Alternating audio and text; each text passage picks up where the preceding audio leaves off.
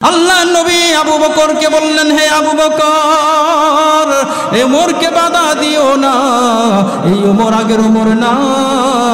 এখন আমি দেখতে পেয়েছি, আমি দেখতে পাচ্ছি ওমরের চেহারার মধ্যে আগের সেই রাগান্বিত চেহারা নয়, এখন তার চেহারার মধ্যে রহমতের দাগ ভাসতেছেন। এখন সে আগের ওমর নয়, তারে বাধা দিস না। আল্লাহ রাব্বুল আলামিন আরশ থেকে সেই ওমরের উপরে কোন রহমত বর্ষণ হইতেছে। হে আবু বকর, দূরে সরে যাও। হযরতে ওমর ফারুক রাদিয়াল্লাহু তাআলা আনহু আল্লাহ নবীর দরবারে গেলেন, গিয়া বললেন, ইয়া রাসূলুল্লাহ, ইয়া হাবিবাল্লাহ, ওগো আল্লাহর নবী,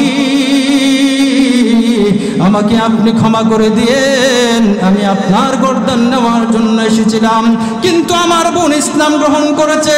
তেলাওয়াত আমি শুনেছি, এই তেলাওয়াত দ্বারা স্পষ্ট বোঝা গেল আপনার ধর্মই সত্য, আপনি সত্য নবী। ওগো নবী, আমাকে কালিমা পড়ায়া মুসলমান বানায় দেন। তিনি সাথে সাথে কালিমা পড়লেন, লা ইলাহা ইল্লাল্লাহু মুহাম্মাদুর রাসূলুল্লাহ। এই কালিমা পড়িয়া ওমর রাদিয়াল্লাহু তাআলা আনহু সাথে সাথে ইসলাম ধর্ম গ্রহণ করে নিলেন। সুবহানাল্লাহ। তাইলে এই কোরআনের প্রভাব মানুষের মধ্যে একটা সরাসরি পড়ে।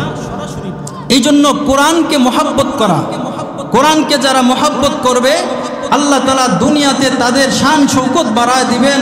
কোরআনের তেলাওয়াত যারা শুনবে, কোরআন যারা তেলাওয়াত করবে, তারা যেন সরাসরি আল্লাহর সাথেই কথা বলে। সুবহানাল্লাহ। কারণ এই কোরআন তেলাওয়াতের মাধ্যমে মানুষের দিলের ঈমান বাড়ে, নূর পয়দা হয়। যেই দিল মুর্দা থাকে, যেই অন্তর কোরআন তেলাওয়াতের সাথে জড়িত থাকে, এই অন্তরকে আল্লাহ তাআলা কোরআনের বরকতে জিন্দা বানায় দেন। সুবহানাল্লাহ। এই জন্য কোরআন তেলাওয়াত করা, কারণ কোরআন তেলাওয়াত যেমন দুনিয়াতে তার জিন্দেগি সুন্দর করে দেয়, কোরআন যারা মানে, কোরআন যারা বুঝে, কোরআন যারা পড়ে, তাদের ইজ্জত সম্মান আল্লাহ তাআলা দুনিয়াতে সমস্ত মানুষের উপরে দান করেন। সুবহানাল্লাহ। যেই ওমর এক সময় রাখালি ঠিক মতে করতে পারতো না, ওমর রাদিয়াল্লাহু তাআলা আনহুর ব্যাপারে বলেন, ইতিহাসের কিতাব সাক্ষী দেয়, ওমর রাদিয়াল্লাহু তাআলা আনহু যখন রাখালি করতে যাইতো, তার সারা দেহের মধ্যে, মাথার মধ্যে উটের ছানা লেদা লাগা থাকতো। বাবা বাড়িতে আসলে বলতো, ওমর শুধু লম্বাই হইলে কোনো কাজের হইলে না। কিন্তু সেই ওমর এই ময়দানের পাশে যখন আমিরুল মুমিনিন হইলেন, ময়দানের পাশে যাওয়ার পরে কাঁদতেন আর বলতেন, হ্যাঁ, আমি কেমন ওমর ছিলাম, আজকে ইসলামের বরকতে, মুহাম্মদুর রাসূলুল্লাহ সাল্লাল্লাহু আলাইহি ওয়াসাল্লামের বরকতে আজকে আমাকে পৃথিবীর অর্ধজাহানের ধরার কারণে তাদের জিন্দেগির মধ্যে আল্লাহ তাআলা বরকত দান করেছিলেন। এই সমস্ত মানুষদেরকে আল্লাহ ইসলামী হুকুমতের দেশের রাজত্ব তাদের হাতে তুলে দিয়েছিল। এই জন্য আগেকার জামানায় দেখা গেছে এই কোরআনকে যেই বাদশারা ধারণ করেছিল, শতাব্দীর পর শতাব্দী আল্লাহ তাআলা মুসলমানদের হাতে ক্ষমতা রেখেছিল। কিন্তু বর্তমান মানুষ কোরআনকে ছেড়ে দিয়েছেন। এই জন্য গোটা পৃথিবীর মধ্যে প্রায় 200 কোটি মুসলমান থাকার পরেও আজকে মুসলমান লাঞ্ছিত, অপদস্থ। এর একমাত্র কারণ হলো কোরআন থেকে মানুষ দূরে চলে গেছে। আমরা আজকে আমাদের জিন্দেগিকে আমরা অবহেলায় অবতীর্ণ করে ফেলেছি, গাফলতের জিন্দেগি বানায় ফেলেছি। অথচ কোরআন থেকে আমরা দূরে সরে গেছি, না কোরআনের আমল করি, না কোরআন তেলাওয়াত করি, কোনো কিছুর মধ্যে আমরা নাই।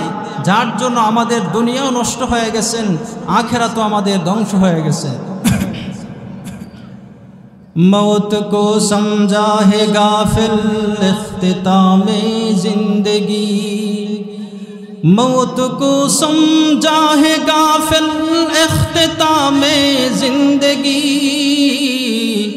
दर हकीकत मौत तेरे इब्तिदाए जिंदगी, दर हकीकत मौत तेरे इब्तिदाए जिंदगी, यहाँ हम सब मुसाफिर है वही आखिर ठिकाना, वही हम सब मुसाफिर है वही आखिर ठिकाना, कोई आगे रवाना है कोई पीछे रवाना, ये चमन सहारा भी होगा, ये खबर बुलबुल को दो। ये चमन सहारा भी होगा, ये खबर बुलबुल को दो, ताकि अपनी जिंदगी को होश कर कुर्बा करे, ताकि अपनी जिंदगी को होश कर कुर्बा करे। কবি সুন্দর করে বলতেছেন, হে দুনিয়ার মানুষ সকল, তোমরা এই পৃথিবীর মায়ায় পড়ে গাফলতের জিন্দেগি তোমরা অবলম্বন করছো। তার মানে ভাবতেছো মরণেই মনে হয় তোমাদের শেষ জিন্দেগি।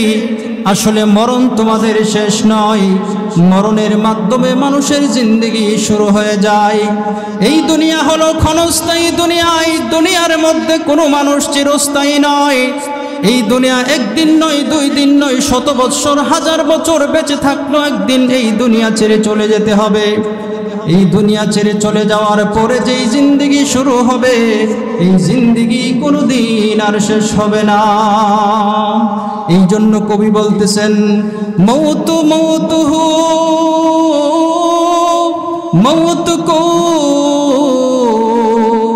মৌতের কথা বলতেছেন, মৌতের কথা স্মরণ করো, কারণ মৌতের মাধ্যমে, মৌতের স্মরণের মাধ্যমে তোমার আখিরাত সুন্দর হবে, দুনিয়ার আমলও সুন্দর হবে।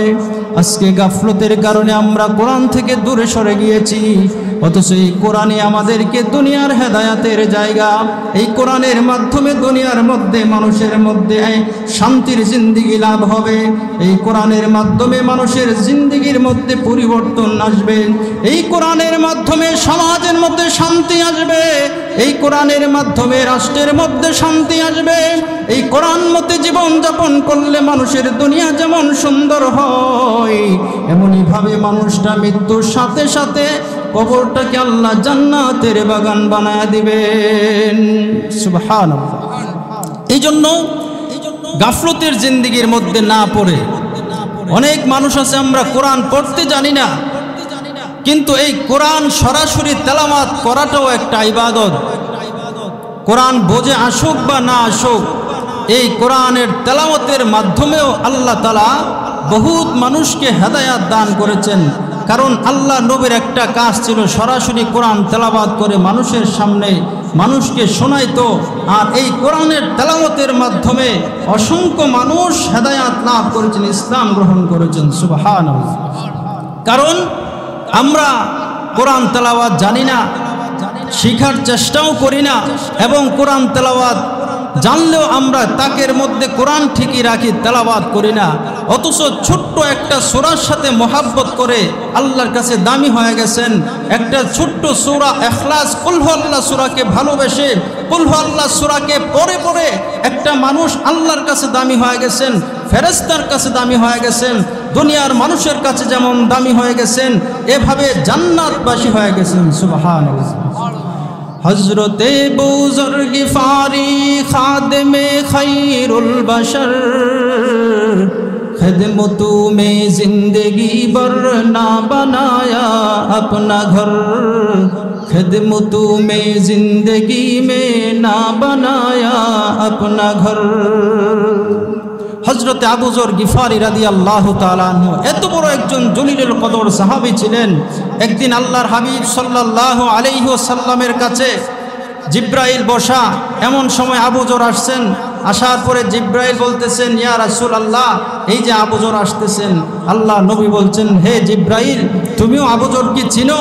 আল্লাহ নবী যখন এই কথা বলছেন, জিব্রাইল বলতেছেন, ইয়া রাসূলুল্লাহ, আবু যরকে শুধু আমি চিনি না, আবু যরকে আল্লাহও চিনেন, আসমানের যত ফেরেশতা আছে সমস্ত ফেরেশতারাও চিনেন। সুবহানাল্লাহ। আল্লাহ নবী বললেন, হে জিব্রাইল, এটা কিভাবে সম্ভব? এটা কি বলছো তুমি? তখন বলতেছেন, ইয়া রাসূলুল্লাহ, এটা এই জন্যই বলছি যে আবু যরের মধ্যে 2টা গুণ আছে। এই 2টা গুণের কারণে আবু যরকে আল্লাহ পাকও মহব্বত করেন, ফেরেশতারাও মহব্বত করেন, সম্মান করেন, দুনিয়ার মানুষও তাকে মহব্বত করে, সম্মান করে। এই 2টা গুণ কি? একটা হলো আবু যরের মধ্যে কোনো অহংকার ছিল না, আবু যর গিফারি রাদিয়াল্লাহু তাআলা আনহু সর্বদাই নিজেকে ছোট মনে করতেন। আবু যর গিফারি রাদিয়াল্লাহু তাআলা আনহু সর্বদাই নিজেকে অন্য মানুষের তুলনায় ছোট মনে করতেন। এবং এই আমল একটা ছিল আবু যর গিফারি রাদিয়াল্লাহু তাআলা আনহুর, আরেকটা আমল ছিল সূরাতুল ইখলাসকে বেশি বেশি করে তেলাওয়াত করতেন। সুবহানাল্লাহ। দুইটা গুণের কারণে আবু যরের সম্মান আল্লাহ এত বৃদ্ধি করে দিয়েছেন। সুবহানাল্লাহ। হযরতে মুআবিয়া ইবনে মুআবিয়া রাদিয়াল্লাহু তাআলা আনহু আল্লাহ নবীর একজন সাহাবী ছিলেন। হযরতে মুআবিয়া ইবনে মুআবিয়া যখন ইন্তেকাল করলেন, আল্লাহ নবীর কাছে জিবরাইল এসে বলতেছেন, ইয়া রাসূলুল্লাহ, এই মুআবিয়া ইবনে মুআবিয়াকে আপনার জানাজার নামাজ পড়াইতে হবে। আল্লাহ নবী বলছেন, মুআবিয়া ইবনে মুআবিয়া কোথায় আর আমি কোথায়? প্রায় 60-70 কিলোমিটার দূরত্বের রাস্তা। জিবরাইল বলতেছেন, ইয়া রাসূলুল্লাহ, এই জায়গাটা থাকবে না। হযরত জিবরাইল বলতেছেন, আল্লাহ ব্যবস্থা করে দিবেন। হযরতে মুআবিয়া রাদিয়াল্লাহু তাআলা আনহুর জানাজার নামাজ আল্লাহ নবী 70 কিলোমিটার দূর থেকে পড়লেন। নবীজির সামনে যত রাত বাঁধা আছেন, দেওয়াল আছেন, যত পাহাড় আছেন, হযরতে জিবরাইল পাখা দিয়া বাড়ি দিয়েছেন। পাখা দিয়া বাড়ি দেওয়ার পরে সাথে সাথে সমস্ত দেওয়ালগুলো একবারে ফকফকা হয়ে গেছেন। আল্লাহ নবী মুআবিয়া রাদিয়াল্লাহু তাআলা আনহুকে দেখে দেখে নামাজ পড়লেন। নবীজি যখন নামাজ পড়া শুরু করলেন, এমন সময় চন্দ্র সূর্যের মধ্যে গ্রহণের মতো লেগে গেল। সূর্যের আলো ম্লান হয়ে গেল। জিবরাইলকে বলতেছেন, হে জিবরাইল, চন্দ্রগ্রহণ লেগেছে কিনা, সূর্যগ্রহণ লেগেছে কিনা? আল্লাহ নবীকে জিবরাইল বললেন, ইয়া রাসূলুল্লাহ, চন্দ্রগ্রহণও না, সূর্যগ্রহণও লাগে নাই। আসমানের ফেরেশতা হযরতে মুআবিয়া ইবনে মুআবিয়ার জানাজার মধ্যে উপস্থিত হওয়ার জন্য আসমান থেকে এত অগণিত ফেরেশতা নেমেছেন। এই ফেরেশতাদের ভারে, ফেরেশতাদের কারণে সূর্যের এই আলো ম্লান হয়ে গেছে। সুবহানাল্লাহ। জিবরাইলকে আল্লাহ নবী প্রশ্ন করলেন, ইয়া রাসূলুল্লাহ, আল্লাহ নবী জিবরাইলকে প্রশ্ন করলেন, হে জিবরাইল, আমার এই সাহাবীর জানাজার মধ্যে এত ফেরেশতা আসলো, এত সম্মান তার কেন হলো?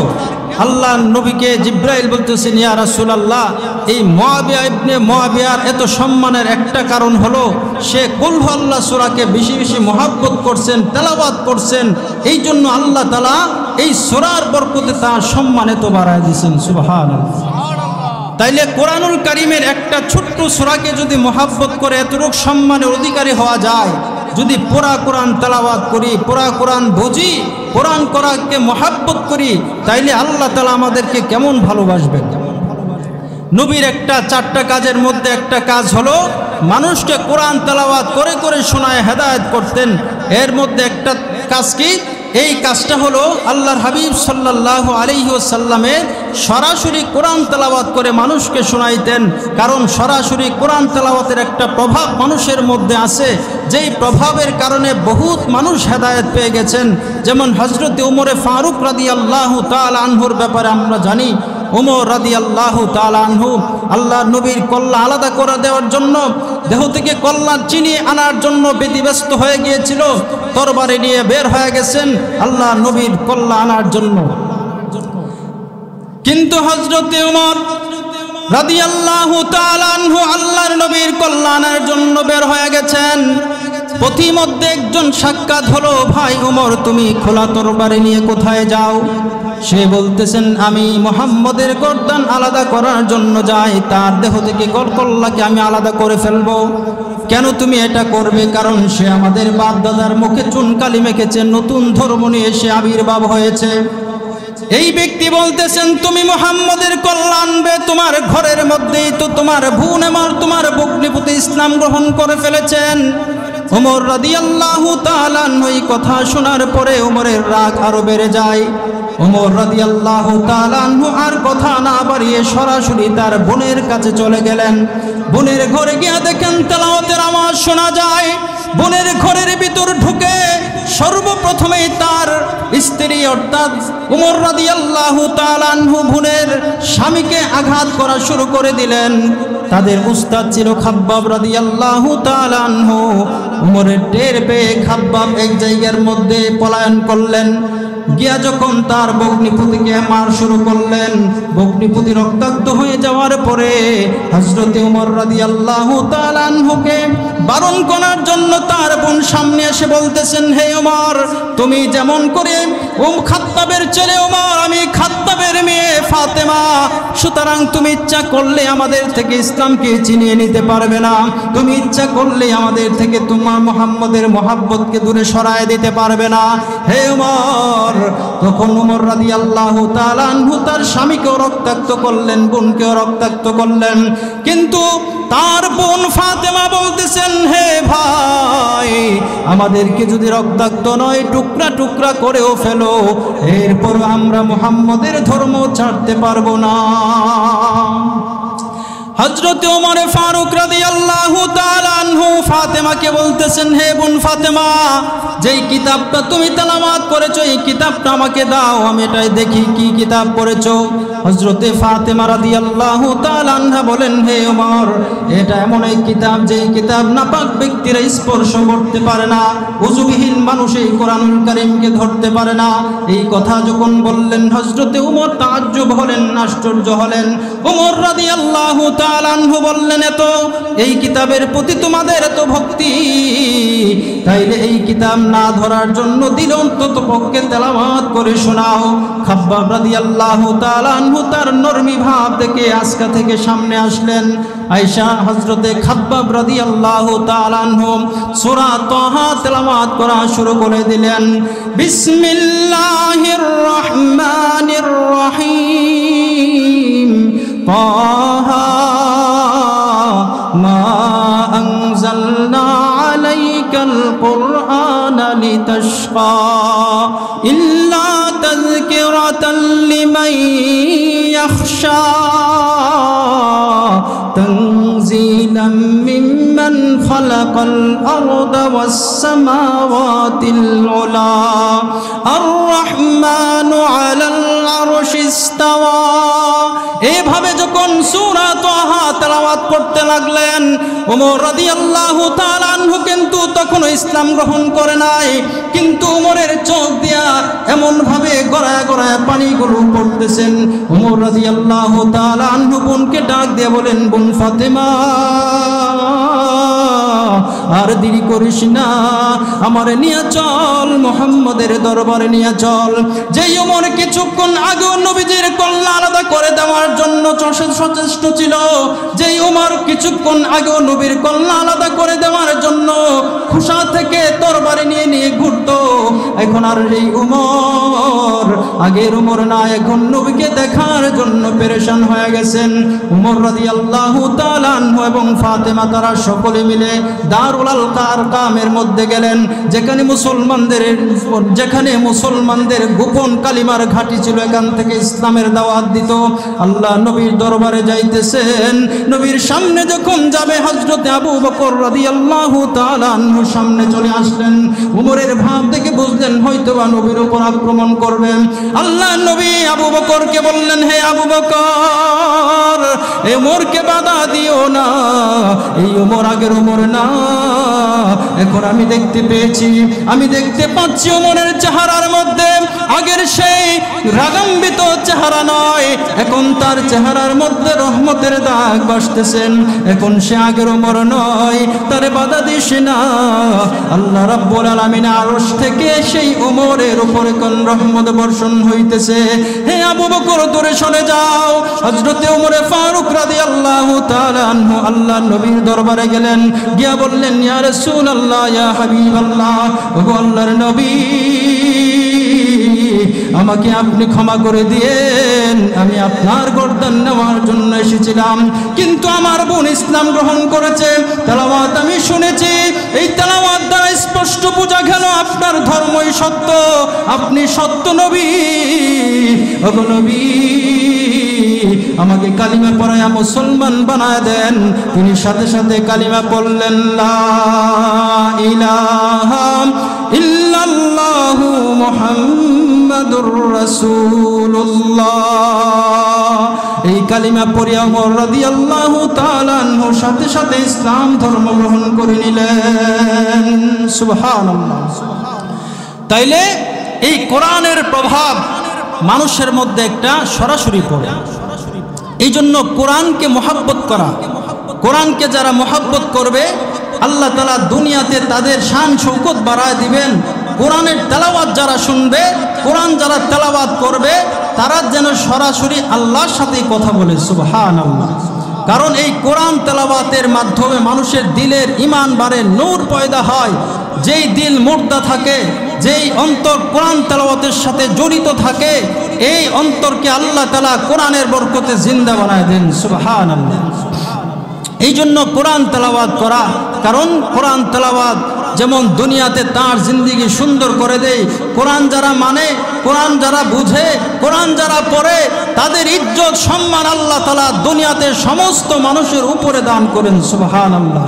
যে ওমর এক সময় রাখালি ঠিক মতো করতে পারতো না, ওমর রাদিয়াল্লাহু তাআলা আনহুর ব্যাপারে বলেন, ইতিহাসের কিতাব সাক্ষী দেয়, ওমর রাদিয়াল্লাহু তাআলা আনহু যখন রাখালি করতে যাইতো, তার সারা দেহের মধ্যে, মাথার মধ্যে উটের ছানা লেদা লাগা থাকতো। বাবা বাড়িতে আসলে বলতো, ওমর শুধু লম্বাই হইলে কোনো কাজের হইলে না।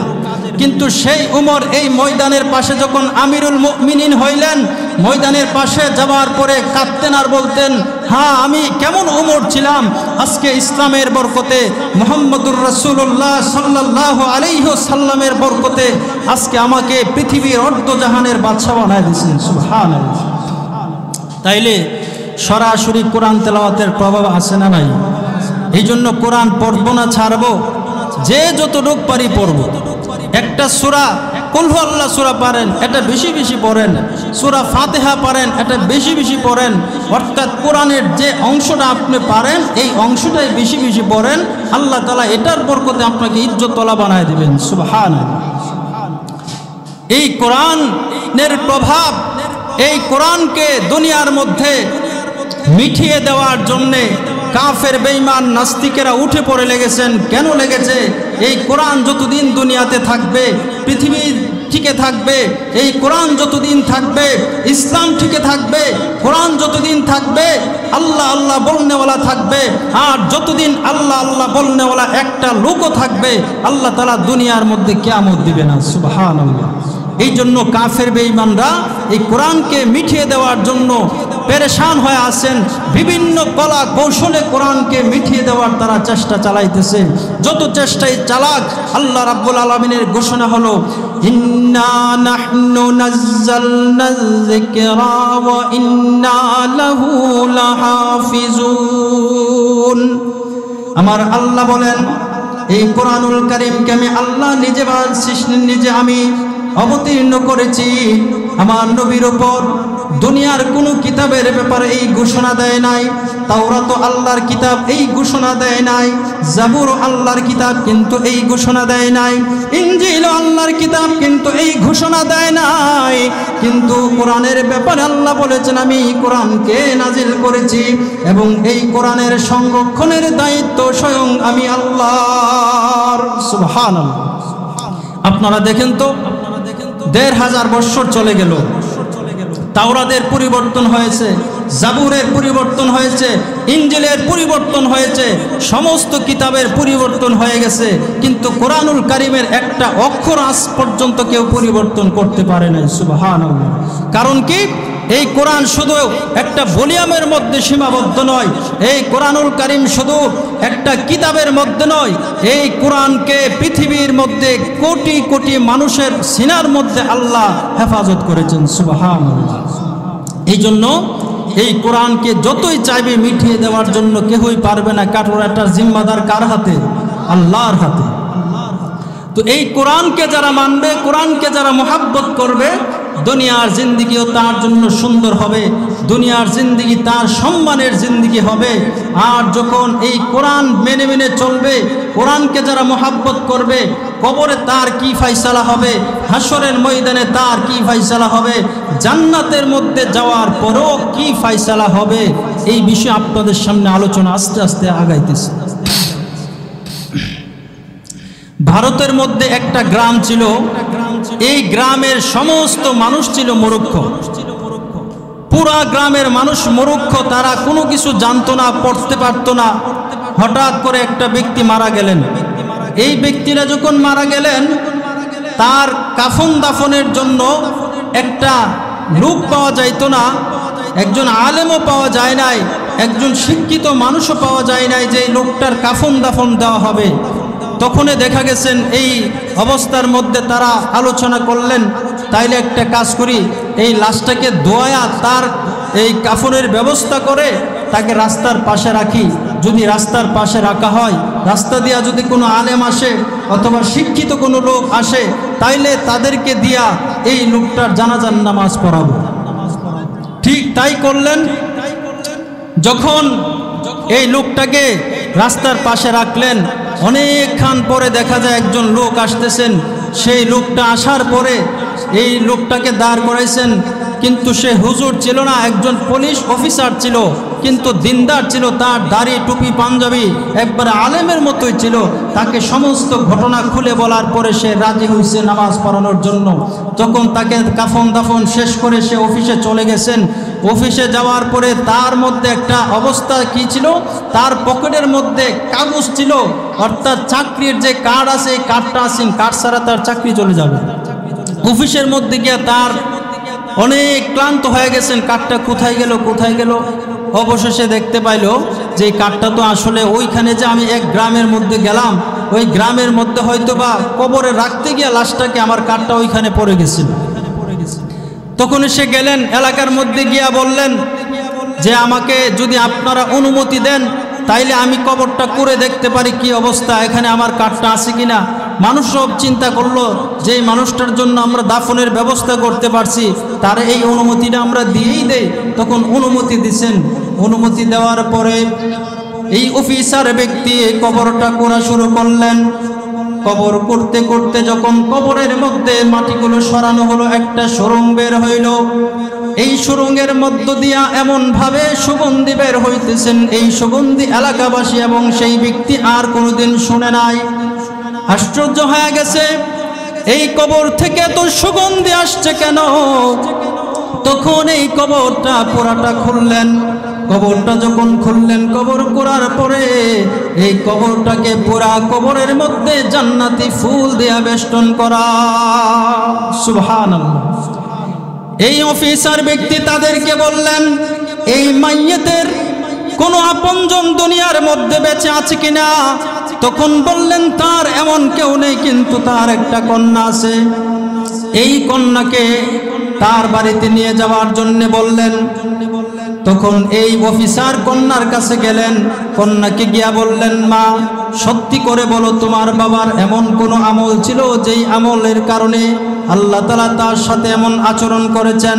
কন্যা বলতেছেন, অফিসার আমার বাবার তেমন কোনো শিক্ষিত লোকও ছিল না, তার এমন কোনো আমল ছিল না, কিন্তু আমি দেখতাম আমার বাবা যখন কাজ করে আসতেন, কাজ করে আসার পরে আমার বাবা প্রত্যেক দিন কাপড় চোপড় সুন্দর করে ধৌত করে উজু করে আসার নামাজ পড়ার পরে এই যে একটা তাকের মধ্যে বই আছে, এই বইটাকে সে ধারণ করত।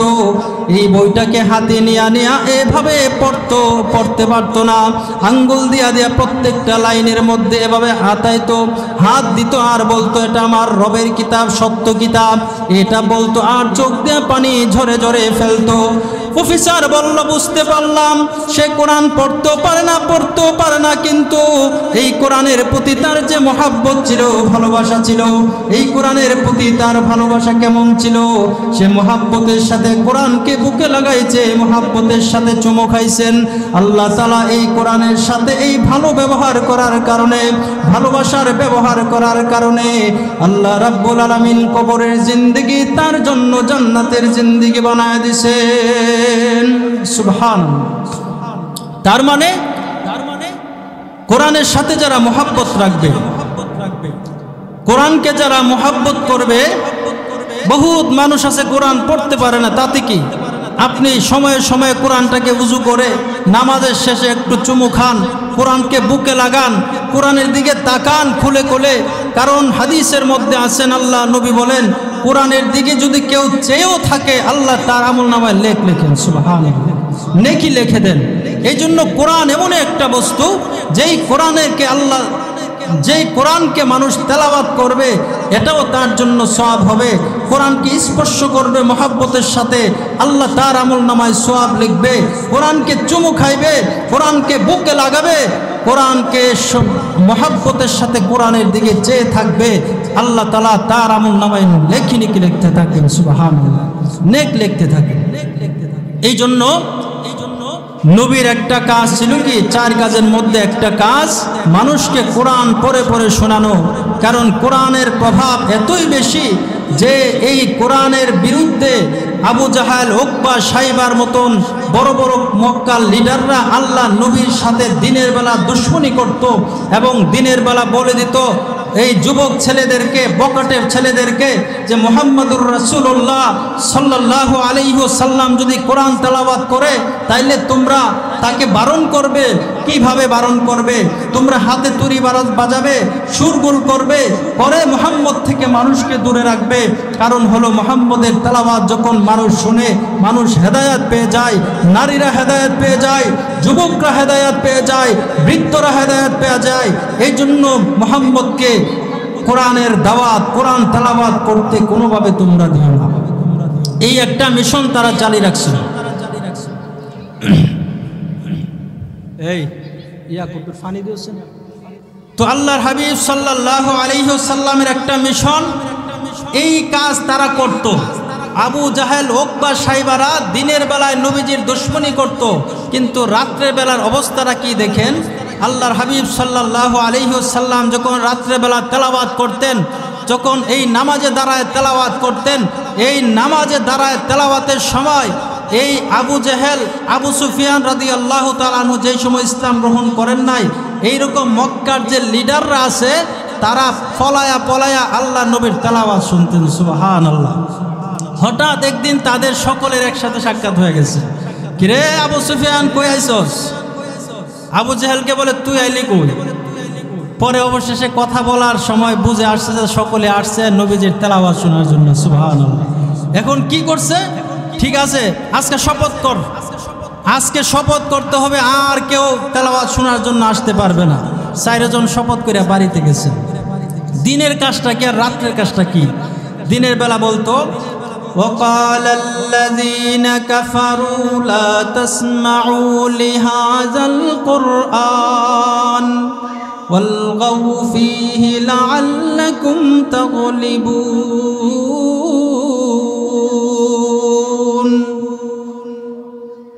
কাফেররা বলতো যে আল্লাহ নবী যখন দিনের দাওয়াত দিবে, লা তাসমাউ, মানুষ যাতে না শুনতে পারে, মানুষ যাতে না শুনতে পারে কোরআন, তোমরা কি করবে? ওয়াল গাউ ফিহি লাআল্লাকুম তাগলিবুন, তোমরা হাতের মধ্যে করতালি বাজাবে, হাঙ্গামা করবে, সুরগুল করবে। এগুলো করলে মুহাম্মদ সাল্লাল্লাহু আলাইহি ওয়াসাল্লামের তেলাওয়াত মানুষ শুনবে না, আর না শুনতে পারলে মানুষ হেদায়েত পাইবে না। তাদের দিনের চক্রান্ত। রাতের অবস্থা কি?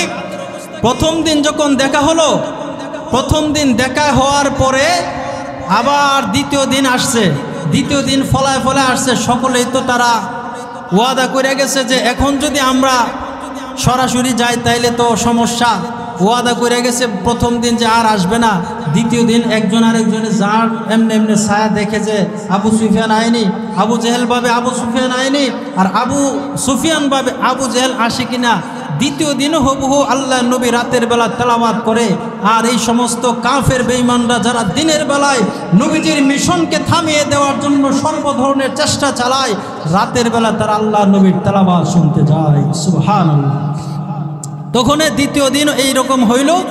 এইরকম হওয়ার পরে আল্লাহর নবীর তেলাওয়াত শুনে আবার যাওয়ার সময় প্রত্যেকের সাথে একজন আরেকজনের সাক্ষাৎ হয়ে গেছে। কিরে আগের দিন দিয়ে ওয়াদা করে গেলে এখন আবার আসলি? তখন তারা একজন আরেকজনকে বলতেছে, মুহাম্মদ যদিও আমরা দুশমন, কিন্তু মুহাম্মদুর রাসূলুল্লাহ সাল্লাল্লাহু আলাইহি সাল্লাম যে তেলাওয়াত করে, এই তেলাওয়াতে আমাদের কলিজাকে কায়রা নেই সুবহানাল্লাহ। তাইলে এই তেলাওয়াতের মাধ্যমে যারা কোরআনকে মহাব্বত করবে, কোরআনকে ভালোবাসবে, কোরআনকে ভালোবাসলে হাসরের ময়দানে কি লাভ হবে আল্লাহর নবী বলেন, আল কুরআনু শাফিউম মুশাফফা ওয়া মাহিল্লুম মুসাদ্দাকুন আন জাআলাহু আমামাহু কাদাহু ইলাল জান্নাহ ওয়া মান জাআলাহু খালফা যুহরিহি সাকাতাহু ইলান নার। আল্লাহর নবী বলেন, যেই মানুষ কোরআনকে পড়বে, দুনিয়ার মধ্যে কোরআনকে মহাব্বত করবে, কোরআন মতে জীবন যাপন চালাইবে, আল্লাহ রাব্বুল আলামিন হাসরের ময়দানে এই কোরআনুল কারীম আল্লাহর সাথে ঝগড়া করবে, আল্লাহর সাথে তারা তর্ক করবে। কেমন তর্ক? কোরআন বলবে আল্লাহকে, আল্লাহ আমার এই তুমি আমাকে জান্নাত দিবা, আমি মেনে নিলাম, কিন্তু আমি একা জান্নাতে যাব না। দুনিয়ার জিন্দেগিতে তোমার এই বান্দারা আমাকে মহাব্বত করেছেন, আমাকে তেলাওয়াত করেছেন, আমাকে তেলাওয়াত করতে করতে রাত কাটায় দিয়েছেন, আমাকে তারা চুমু খেয়েছে, আমাকে তারা বুকে লাগিয়েছে, তারা আমল করেছে আমার উপর, অর্থাৎ তারা আমাকে মহাব্বত করেছে। আজকে যদি আমাকে জান্নাতে দিতে চাও, তাইলে আমি একা জান্নাতে যাব না। আমাকে জান্নাতে দিতে গেলে আব্দুল করিম আমার হেফাজত করেছে, আব্দুল করিমকে আমি জান্নাতে নিয়ে যাব। আব্দুর রহিম আমাকে হেফাজত করেছে, আব্দুর রহিমকে আমি জান্নাতে নিয়ে যাব। অর্থাৎ এই সমস্ত মানুষগুলোকে জান্নাতে টাইনা টাইনা কোরআন তাদের সাথে নিয়ে যাবে। সুবহানাল্লাহ। ঠিক হুবহুভাবে যারা কোরআন পড়ে না, কোরআনকে মানে না, কোরআনকে ধরে না, কোরআনের দুশ্মনী দুনিয়ার মধ্যে করেছে, এই কোরআনের দুশ্মনদেরকে এই কোরআনই টেনে টেনে তাদেরকে জাহান্নামে নিয়ে যাবে। নাউজুবিল্লাহি মিন যালিক। তাইলে কোরআন দুনিয়ার জিন্দেগি তো আমাদের জন্য শান্তির জিন্দেগি হবে, এই কোরআন মানলে দুনিয়া তো সম্মানের জিন্দেগি হবে। এই কোরআন মানলে দুনিয়ার মধ্যে আল্লাহ আমাদেরকে নেতৃত্ব দান করবেন, গোটা পৃথিবীর নেতৃত্ব দান আল্লাহ তাআলা মুসলমানদেরকে দিয়েছিল। কিন্তু ওয়াদা এখনো আছে, এখনো যদি কেউ কোরআনকে মেনে চলে, আল্লাহ তাআলা এই কোরআনী শাসনের চেষ্টা যারা করবে, আল্লাহ তাদেরকে অবশ্যই মদত সাহায্য করবেন। যেমন উদাহরণস্বরূপ বর্তমান বিশ্বের মধ্যে যারা কোরআনী মতে জীবনযাপন করতেছে, আফগানিস্তানের মানুষ কোরআনকে ধারণ করেছে, কোরআন মতে জীবনযাপন তারা চালিয়েছেন, কোরআনী শাসন তারা কায়েম করার জন্য 1 বছর 2 বছর নয়, যুগের পর যুগ তারা চেষ্টা চালিয়েছেন। এই জন্য আল্লাহ তাআলা তাদের হাতে ক্ষমতাও দান করছেন। সুবহানাল্লাহ। শুধু আফগানিস্তানের মুসলমানদেরকে ক্ষমতা দিয়েছেন এইরকম না, এখনো যদি আমরা বাংলাদেশের মানুষও যদি চাই আমরা কোরআনী শাসন, বাংলাদেশের মানুষও যদি মনে করে কোরআনকে আমরা এই দেশের শাসন ক্ষমতায় বসাইতে চাই, তাহলে আল্লাহ বাংলাদেশের মানুষকে এই ক্ষমতা দান করবে। কোনো পরাশক্তির পা ছাড়তে হবে না, আমেরিকার পাও ছাড়তে হবে না, ভারতের পাও ছাড়তে হবে না, চাইনিজ কিংবা রাশিয়ার পাও ছাড়তে হবে না। কারণ এই ওয়াদা আল্লাহ করেছেন, আমার কোরআনকে মানো, আমার কোরআনকে ধরো, আমার কোরআন মতে জিন্দেগি যাপন করো। আমার কোরআনকে মানলে আমি আল্লাহ তাআলা যে মানুষের ব্যক্তি জীবনের মধ্যে শান্তি দিয়া দেব, সামাজিক জীবনের মধ্যে শান্তি দিয়া দেব, রাষ্ট্রীয় জীবনের মধ্যে শান্তি দেওয়ার মালিক একমাত্র আমি আল্লাহ। কথা ঠিক কিনা? এই জন্য কোরআনকে যারা মানবে, কোরআনকে যারা ধরবে, ওয়াদা আল্লাহ ঠিকই আছে, কিন্তু আমি আপনি দুর্বল বিধায় আমাদেরকে আল্লাহ এই সাহায্য করে না। যদি আমরা কোরআনের পথে আসি, কোরআন মতে চলি, অবশ্যই আল্লাহ তাআলা আমাদেরকে এখনো সাহায্য করার জন্য প্রস্তুত আছেন। সুবহানাল্লাহ। এখন এই যে কোরআন মাইনা আমরা চললাম, দুনিয়াতে আল্লাহ শান্তি দিলেন, কবরের মধ্যে জান্নাতের বাগান বানায় দিলেন, হাসরের ময়দানেও কোরআন টাইনা টাইনা জান্নাতে নিয়ে গেলেন। এখন জান্নাতে যে যাব, জান্নাতে যাওয়ার পরে কোরআন আমাদের সাথে কি করবেন? জান্নাতের মধ্যে আল্লাহ কোরআনকে মহাব্বত কান্নেওয়ালাদেরকে কেমনভাবে পুরস্কৃত করবেন? কারণ জান্নাতের মধ্যে যত নিয়ামত দেওয়া হবে, সমস্ত নিয়ামতের শ্রেষ্ঠ নিয়ামত হবে আল্লাহ পাকের দর্শন, আল্লাহকে দেখা। সুবহানাল্লাহ। নবীজি বলেন সাহাবা ইকরামকে, হে আমার সাহাবীরা, এই যে পূর্ণিমার চাঁদ তোমরা দেখতে পাও, কোনো রকম বাধাবিঘ্নতা থাকে না, যেভাবে তোমরা এই চাঁদকে দেখতে পাইতেছো, হুবহু জান্নাতের মধ্যে আল্লাহ রাব্বুল আলামিনকেও তোমরা এভাবেই দেখতে পাবে। সুবহানাল্লাহ। জান্নাতের মধ্যে একটা এভাবে স্টেজ করে বড় ধরনের সাজারায় তুবার মধ্যে অনেক বড় একটা মাহফিল করবেন, অনেক বড় মাহফিল দুনিয়াতে আমরা অনুষ্ঠান করে, সাংস্কৃতিক গানের অনুষ্ঠান, কেরাতের অনুষ্ঠান, ওয়াজের অনুষ্ঠান। আল্লাহ তাআলা জান্নাতের মধ্যে এইরকম একটা অনুষ্ঠান করবেন, আর সেই অনুষ্ঠানের প্রধান অতিথি থাকবে সরকারে দো আলম নবী জনাবে মুহাম্মদুর রাসূলুল্লাহ সাল্লাল্লাহু আলাইহি ওয়াসাল্লাম। আর সেই অনুষ্ঠানের সভাপতি থাকবেন স্বয়ং আমার আল্লাহ সুবহানাল্লাহ। যখন এই অনুষ্ঠান শুরু হবে, উদ্বোধনী অনুষ্ঠানের জন্য হযরতে আদম আলাইহিস সালাতু ওয়াস সালামকে ডাক দিবেন। আল্লাহ তাআলা বলবেন, হে আদম, তুমি তো জাতির পিতা, সমস্ত মানুষের পিতা হলে তুমি এই উদ্বোধনী কাজ শুরু করো। আল্লাহর কথা বলার পরে আদম আলাইহিস সালাতু ওয়াস সালাম বলবে, ওগো আল্লাহ, আমি এটা পারবো না, এগুলো আমার দায়িত্ব না। আমার ছেলে এই দাউদ আছে, দাউদের কণ্ঠ সুন্দর আছে, দাউদকে দিয়ে অনুসরণ করেন, শুরু করেন। হযরতে দাউদ আলাইহিস সালাতু ওয়াস সালাম, দাউদ যেমন নবী সুন্দর ছিলেন, দাউদের কণ্ঠ সুন্দর ছিল। দাউদ আলাইহিস সালাতু ওয়াস সালাম তাওরাত যখন দুনিয়ার মধ্যে পড়তেন, দাউদের তেলাওয়াতের কারণে বনে জঙ্গলের সমস্ত হিংস্র প্রাণী এবং গাছগুলো কান পেতে শুনত। প্রাণীগুলো দাউদ নবীর চতুর্দিকে বসে যাইত। এমনভাবে দাউদের কণ্ঠ শোনার জন্য দুনিয়ার পাখি, গাছপালা, মানুষগুলো পাগল ছিল। এই দাউদকে দিয়ে সাজারায়ে তোবা এই সমাবেশের উদ্বোধনী অনুষ্ঠান শুরু করবে। আল্লাহ বলবেন, দাউদ তুমি ইনজিল তাওরাত থেকে তেলাওয়াত শুরু করো। দাউদ যখন তেলাওয়াত শুরু করবেন, দাউদের তেলাওয়াতের কারণে মানুষগুলো একবারে সমস্ত মানুষগুলো বেহুশ হয়ে পড়ে যাবে। দাউদ নবীর তেলাওয়াত শেষ করার পরে আল্লাহ তাজাল্লি দিবেন, আবার মানুষগুলো হুশে আসবে। মানুষগুলো হুশ আসার পরে আবার বলবেন, সানি আদম সানি, অর্থাৎ আবে সানি যাকে বলা হয়, হযরতে নূহ আলাইহিস সালাতু ওয়াস সালামকে আল্লাহ বলবেন, হে নূহ, বলো তো দেখি দাউদের তেলাওয়াত কেমন হয়েছে? সকলেই বলবেন ভালো হয়েছে। আল্লাহ, এখন আমি দাউদ, আল্লাহ তাআলা বলবেন হযরতে নূহ এবং নবী, সমস্ত নবীদের সাথে সমস্ত নবীরা থাকবেন সেই স্টেজের মধ্যে। নবীদের, প্রত্যেক নবীদের যারা খাস ব্যক্তি ছিল, আল্লাহওয়ালা সাহাবী, তারা থাকবেন। আল্লাহ নবী বলবেন, দাউদের তেলাওয়াত শুনেছো, এখন আমার নবীর তেলাওয়াত, আমার কালামুল্লাহ আমার নবীর উপর আমি নাযিল করেছিলাম। দুনিয়ার জিন্দেগিতে তোমরা তেলাওয়াত শুনো নাই, আজকে আমার নবী সরকারে দো আলম নবী আমার হাবিব তেলাওয়াত করবে। আল্লাহ নবীকে আল্লাহ বলবেন, ওগো আমার হাবিব, তেলাওয়াত শুরু করেন। আমার নবী, আপনার নবী জনাবে মুহাম্মদুর রাসূলুল্লাহ সাল্লাল্লাহু আলাইহি ওয়াসাল্লাম বলবেন, ওগো আল্লাহ, কোরআন তো 30 পারা, আমি কোন দিক থেকে তেলাওয়াত করব? আল্লাহ তাআলা বলার পরে নবীজিকে আল্লাহ তাআলা বলবেন, আপনি সূরা তাহা এবং সূরা ইয়াসিন তেলাওয়াত করেন। সূরা ইয়াসিন এবং সূরা তাহা তেলাওয়াত শুরু করবেন। আল্লাহ নবী তেলাওয়াত করবেন, বিসমিল্লাহির রহমানির রহিম, তাহা মা আনজালনা আলাইকাল কুরআনা লিতাশকা ইল্লা তাযকিরাতাল লিমান ইয়াখশা তানজিলাম মিম্মান খালাকাল আরদা ওয়াস সামাওয়াতিল উলা আর-রহমানু আলাল আরশি ইস্তাওয়া। সূরা তাহা তেলাওয়াত করবেন, সূরা ইয়াসিন তেলাওয়াত করবেন।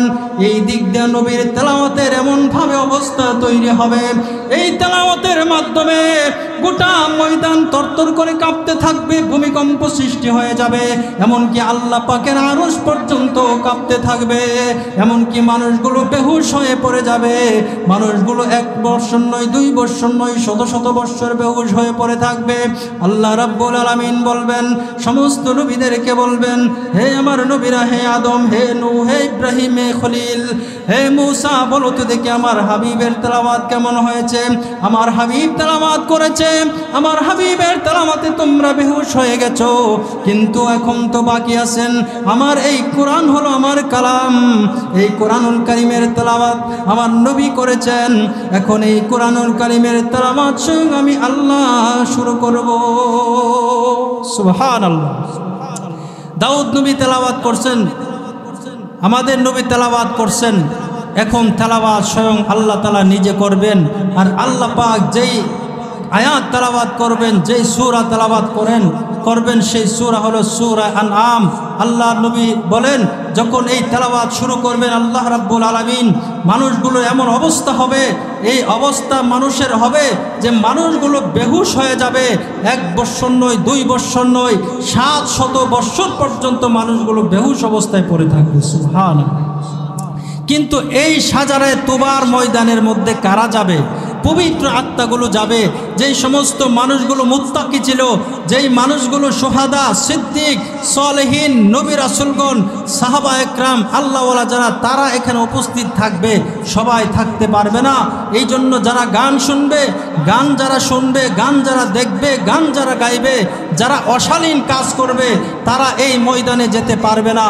এই জন্য ভাই দোস্ত বুজুর্গ, আল্লাহ নবীর 4টা মিশনের একটা মিশন হলো কোরআন তেলাওয়াত, সরাসরি মানুষকে করে করে শোনান। কারণ আল্লাহ কোরআনে বলছেন, হুয়াল্লাযী বা'আসা ফিল উম্মিয়িনা রাসূলাম মিনহুম ইয়াতলু আলাইহিম আয়াতিহি ওয়া ইউযাক্কিহিম ওয়া ইউআল্লিমুহুমুল কিতাবা ওয়াল হিকমা। আল্লাহ পাকের এই 4টা কাজের মধ্যে রসুলের 1 নাম্বার হলো কোরআন তেলাওয়াত, মানুষকে শোনাও। এই জন্য কোরআনের মক্তবগুলোকে আমাদের সন্তানদেরকে দেওয়া, আমরাও পারলে কোরআন যে কোনোভাবে শিক্ষা গ্রহণ করা। যদি আমরা কোরআন শিখতে পারি, দুনিয়ার জিন্দেগিতে আল্লাহ তাআলা আমাদেরকে জান্নাতের শান্তি দান করবেন, কবরের জগতে আল্লাহ জান্নাতের মর্যাদা দান করবেন, সুখ শান্তি দিয়া দিবেন, হাসরের ময়দানে টাইনা টাইনা জান্নাতে নেবেন। আর জান্নাতে যাওয়ার পরে শাজারায়ে তুবা, যেখানে সমস্ত নবী রাসূলগণ থাকবেন, দাউদ নবী তেলাওয়াত করবেন, আমাদের নবী তেলাওয়াত করবেন, স্বয়ং আল্লাহ পাক তেলাওয়াত করবেন। এই তেলাওয়াতের মধ্যে আমরা থাকতে চাই কি চাই না? চাইলে আমাদের কি করতে হবে? সমস্ত অপকর্ম গুনার কাজ ছাড়তে হবে, গান বাদ্য শোনা ছাড়তে হবে, দেখা ছাড়তে হবে, গাওয়া ছাড়তে হবে। গুনার কাজ যদি ছাড়তে পারেন তাইলে আপনার জন্য এই জান্নাত অপেক্ষা করতেছেন এবং এই সম্মেলনও অপেক্ষা করতেছেন। আমরা যেমন জান্নাতের জন্য পাগলপাড়া, আমরা যেমন জান্নাতের আশাবাদী, জান্নাত 5 প্রকার মানুষের জন্য জান্নাত আগ্রহের সাথে অপেক্ষা করতেছেন। এই জান্নাত অপেক্ষা করতেছেন। আল্লাহ নবী বলেন, ইন্নাল জান্নাতা তাশতাকু ইলা 5 নাফার তালিল কোরআন।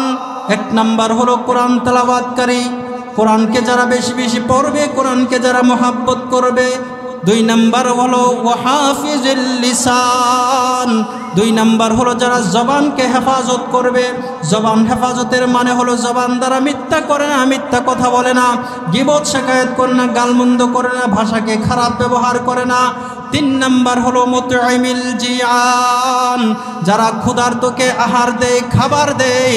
ও মুকসিল ওরিয়ান, যারা বস্ত্রহীনদেরকে বস্ত্র দান করবে। ওমান সাল্লা আলা হাবিবির রহমান।